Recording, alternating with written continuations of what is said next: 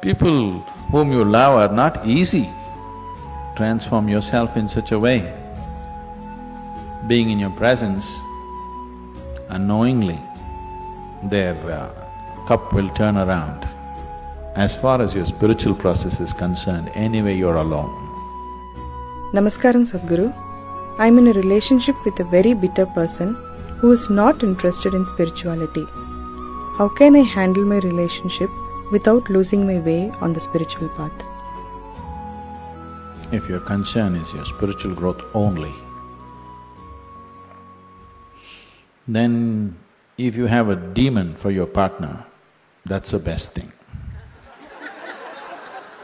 But your partner, your husband, wife is not just about spiritual growth, you also want to have a pleasant life in the family. Then you have to choose someone whom you like, but any human being on the planet, there is something that you don't like about them, isn't it so? So you use that part of it for your spiritual growth, and the rest of it you enjoy. Just as life. So if your intention is to have a good family, then some rapport is needed between two people, otherwise it won't work. Especially if you have produced children, then rapport is must, otherwise you'll foul the new life that's come up. If you create a foul atmosphere, you'll foul up the new life that is coming up. Nobody has any right to do that actually, but people are doing it. But no human being has any right… You can mess yourself up as much as you want, that's up to you. But you can't mess up a fresh life that's just coming up. So, if you're looking for good life, family life, then one has to find rapport. And that rapport means some areas of commonality at least. But if you're looking for spiritual life, it doesn't matter what kind of person he is, you can use everything for your growth, everything for your growth, if that's all your focus is. But generally your focus is both ways, you want to have a little bit of that and a little bit of this, so mixed fare. So it gets a little complex. So, to build a rapport takes effort, takes compromise, takes love, endurance. Takes endurance, you know. Somebody is constantly like this, you want to build rapport with that person, but you don't want to go his way. That takes lots of endurance. Yes or no? People whom you love are not easy. So what can you do? One thing is to transform yourself in such a way, being in your presence, unknowingly, their cup will turn around. Just yesterday, you know, the other day I just went out in the rain, I went out and it started raining and I was carrying both my India phones because I was expecting some calls and I mean, one is India, one is Europe, one is America, 3 phones I had. One I had in my jacket, other in my trouser pockets, and by the time I got here it got wet and both the phones just burnt up. Then people around me were telling me, Sadhguru, why carry 2 phones? Now we can have 2 SIM cards in one phone. If you hold it like this, you can speak on the India SIM card. If you turn it around, it just shifts into the other SIM card. You don't have to switch anything, just this way it handles one SIM card. If you turn it around, it handles another SIM card. You have to become like this. I was very suspicious of this phone, I didn't get it, but but you must become like this. If you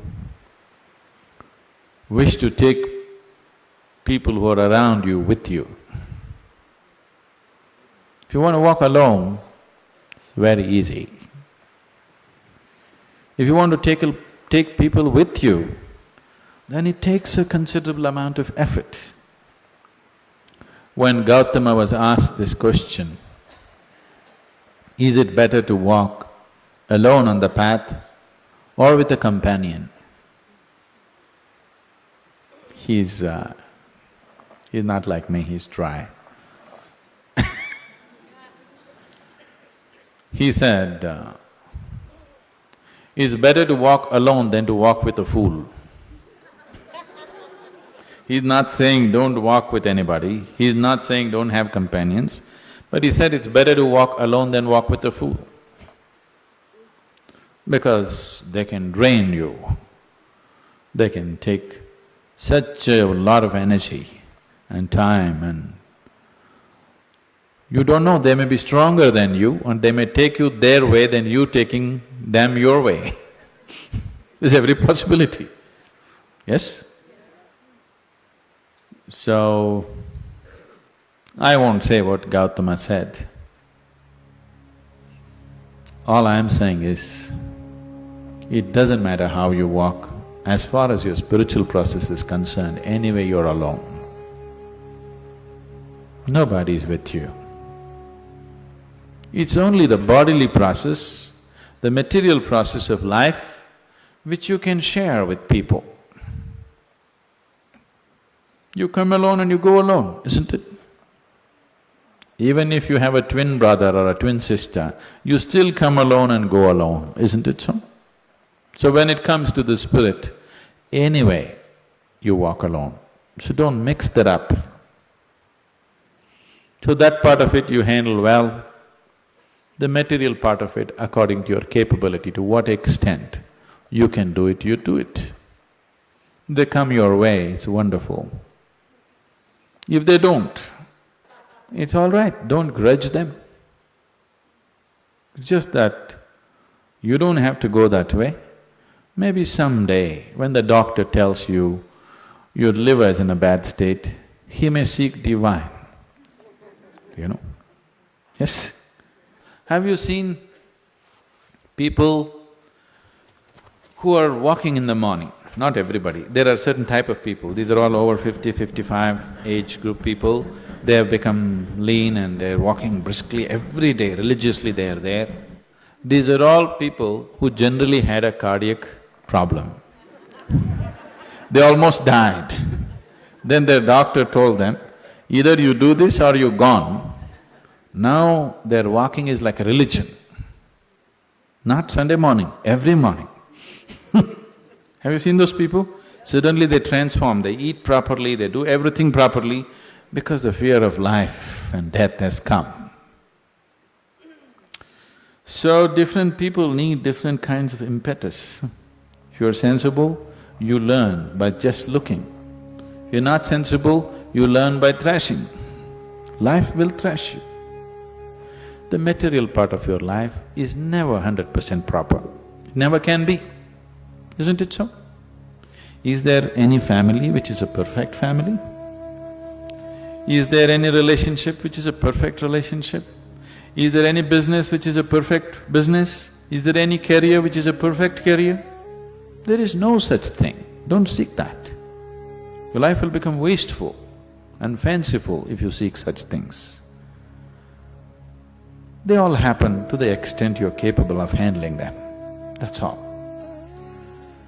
So, you make sure the spiritual part of your life, you handle it 100% properly.